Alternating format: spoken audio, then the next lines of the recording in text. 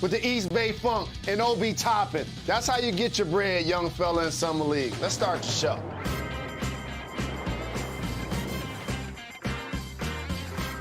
He is Jalen Rose. I'm David Jacoby. We are Jalen and Jacoby. What is it that we do?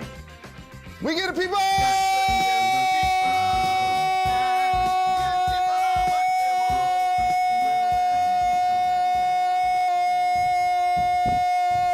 What they want. We are in the middle of ESPN's special fantasy football marathon. We're going to get to the fantasy football topics very briefly, but Santa Claus gave us an early gift. He gave us an early gift.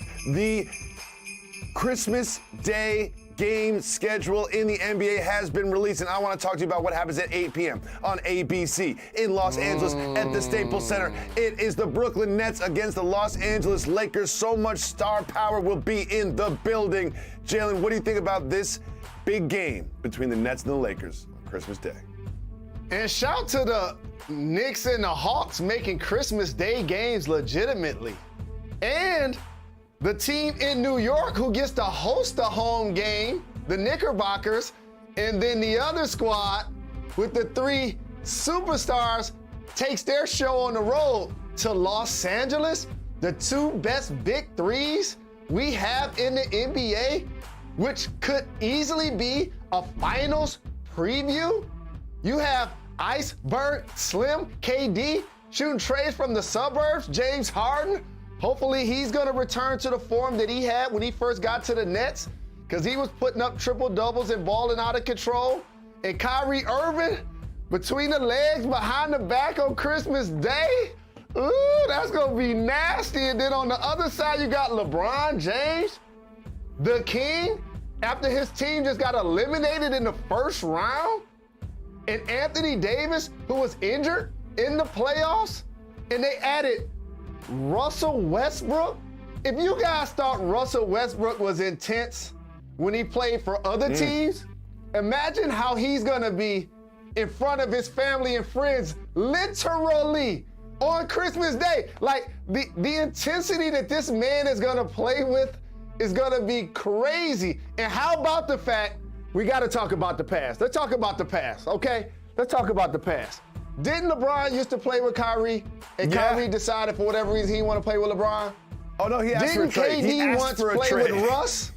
Yes. Right. And didn't KD once play with Russ, and he decided to leave and join the Golden State Warriors? Partly because of Russ.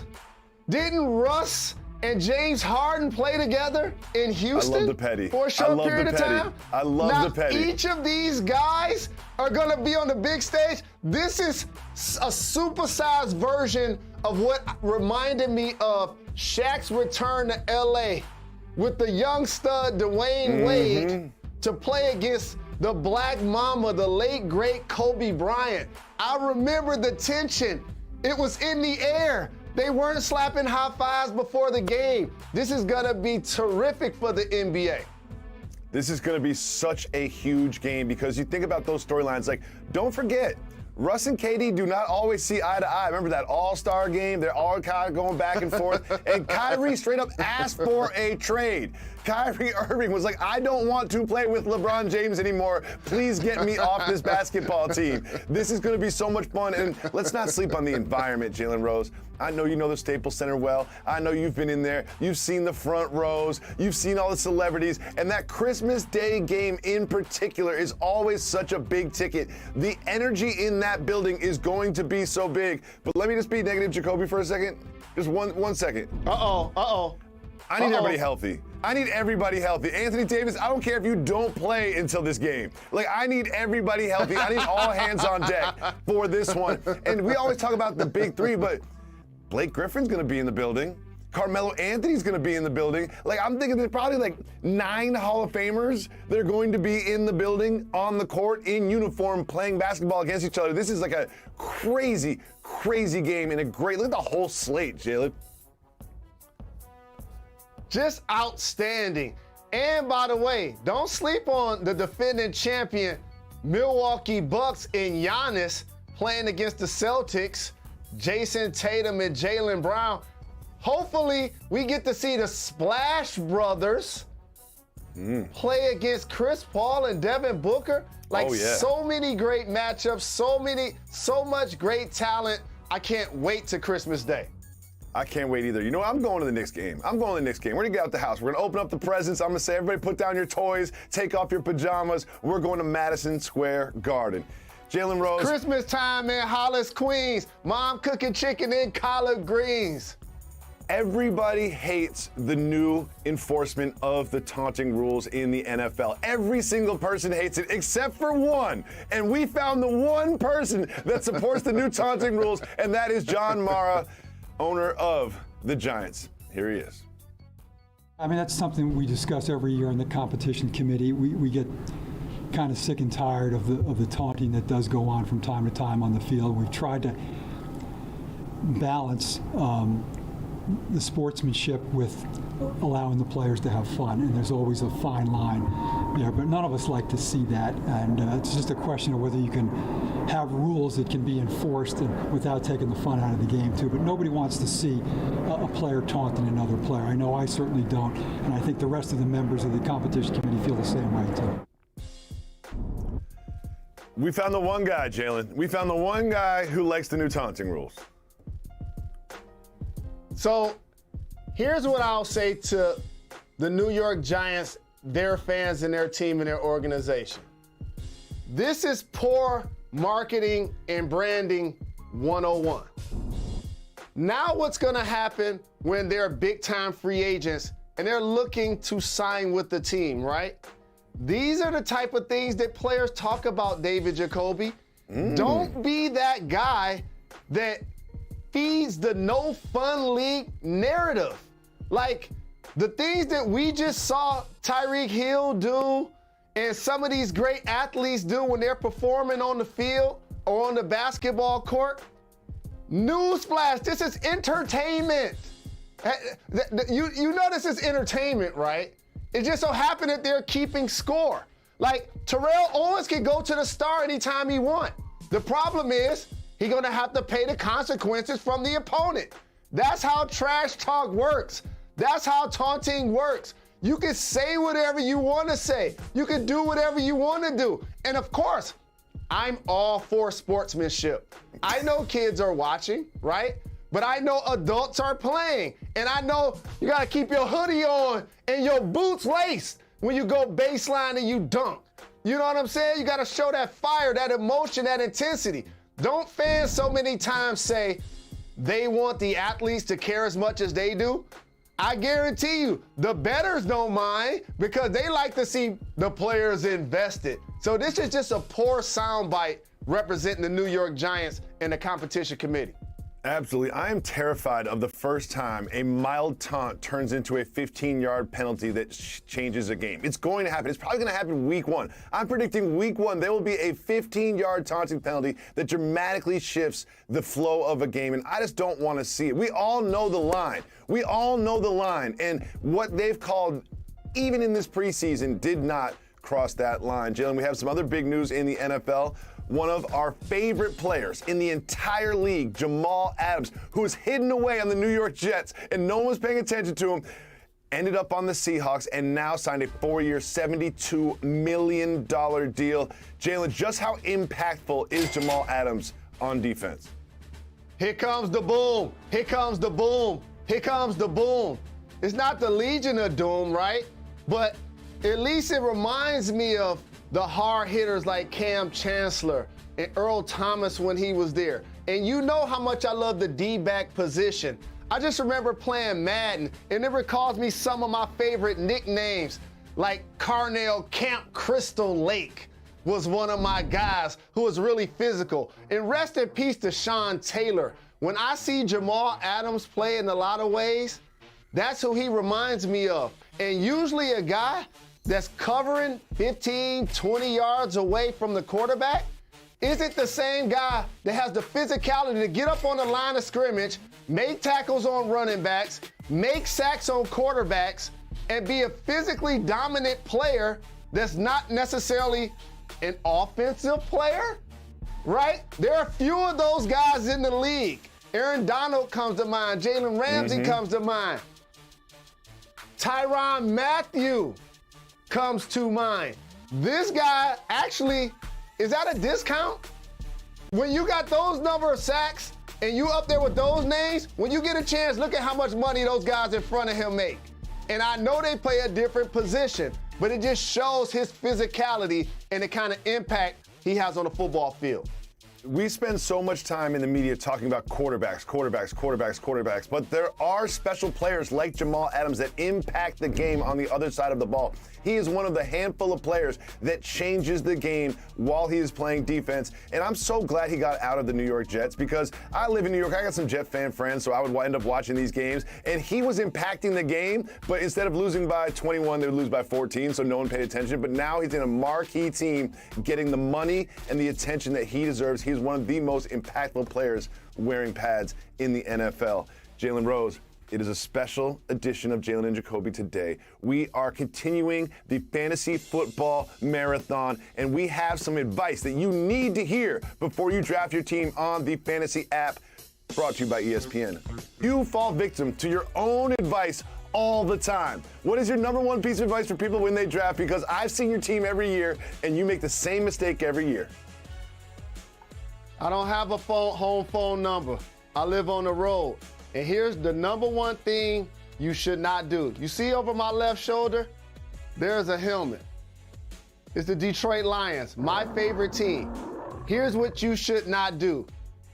Look at your team at the end of the fantasy draft, and it's littered with players that play for your favorite team. Don't do that. You do this every year. Don't do that. You do this every year. Each week, I'm watching my team and I'm watching my fantasy team. You don't want those problems. You do not want those problems. A couple of teams, you may want them, like the Kansas City Chiefs come to mind, but that's it. That's it. We're going to get up, and on the way up, we're going to bite a kneecap off. Especially when your team is coached by that guy who's going to be biting kneecaps. Jalen Rose, my number one piece of advice is not everyone gets to pick number one, number two, number three. If you are mid to late first round, don't be afraid to not pick a running back. There are skilled position players out there like Kelsey, Hill, Adams, Diggs. There are plenty of skilled position players that aren't running backs that will get you that same level of production. If I'm picking 6th or 7th or 8th, I'm most likely not picking a running back in the first round. I'm going to get one of these other players that puts up huge numbers. And Jalen, there's something else about fantasy, which you're a great analyst and a great thinker about the athlete's life. And you have some advice about players that you should pick that are in a contract year. Explain yourself on that one. There's a different level of discipline a human being in a contract year is gonna have because you're trying to make sure you get paid. So therefore, you're in the playbook more, you're in the meetings early, you're staying late, you're running your routes fast as possible, you're doing everything you can to make sure you don't fumble the bag. And look at Davante Adams. He's in a contract year, right? He won't be with the Packers next year. Allen Robinson, he's gonna be playing with Justin Fields, who they just took in the first round. He wanna make sure he continues to put up his numbers and be their productive wide receiver and make sure he gets paid. These are the players you look to invest in. The ones that are gonna make sure that they're invested in themselves during their contract year. When you said that on the conference call, I was jealous. It's such a good point. It really is, Jalen, because you always get inside the mind of the athlete. And if you're Allen Robinson or Davante Adams, you want to show up and show out to get that money next season on the open market. We always say we give the people what they want here on Jalen Jacoby, and part of that is listening to our audience. So we reached out to you and asked you what you wanted to know from us about fantasy football, which you can play, of course, on the ESPN Fantasy app. And here is the first question from J Fells 021 on Instagram. Says, who are the top 3 skilled players that look like Jacoby? You know what? I'm going to take it even further and give you 4. Obviously, we have McCaffrey, who's the number 1 rated fantasy player. He has 28 games in his career of 20-plus points, 3 years in a row, he played all 16 games. Last year, obviously, he was banged up. He's won. Kelsey, we all know about. 5 straight seasons of 1,000 yards. And then we have George Kittle. You can't tackle George Kittle. George Kittle averages 8 yards after catch since 2018. Think about that. 8 yards after the catch since 2018. And of course, you know I'm a card-carrying member of the Bills Mafia. I'm not quite the capo, but I'm an underboss of the Bills Mafia, and I love the Bills, and I have something to tell you about Josh Allen, the quarterback of the Bills. Do you think in the past 2 seasons that Lamar Jackson has ran for more touchdowns or Josh Allen? Guess what? Josh Allen. Do you think Kyler Murray has ran for more touchdowns than Josh Allen? Josh Allen the last 2 seasons has ran for more touchdowns than any other quarterback in the league. I like where you're going, sir. He does it through the air. I like what you're doing, my brother. He does it on the ground. I love Josh Allen as a fantasy pick. I love him. He's going to be my quarterback. I'm going to draft him way too early. I'm not going to regret it. Oh, Jalen, I'm so excited about this fantasy season. Let's take the next question from our audience. And that one comes from Infinity Quest. Jalen, for you, soft move or boss move, picking up players you don't need so your opponents don't get them. This is corny, cheesy, a soft move. Run your race. Pick your team. Don't be looking, keep your blinders on. Don't be trying to draft somebody just because someone else in the league might take that person. Build your roster. This is definitely a soft move for people who try to do this. Final question we have is from Bloomington to Boogie. Who of Jalen and Jacoby will have a better fantasy season this year? You know what? It's going to be Jalen, because Jalen plays in a $10,000 league. He cares more than I do. True. No doubt about it. I'm already studying. And a couple of things you just said. Josh Allen is a football player that plays quarterback. I like that about him. And Travis Kelce, he's going to always get his numbers, and you know how much I like him. You gotta grow the beard out, though. But he might not have the kind of productivity when he's not invited to the barbecue once he shaved his beard. So I'm watching for that. I'm watching for that undercurrent. Make sure you sign up and play ESPN Fantasy Football. Download the app to your phone. And we have more fantasy for you as the Fantasy Football Marathon continues here on Jalen and Jacoby.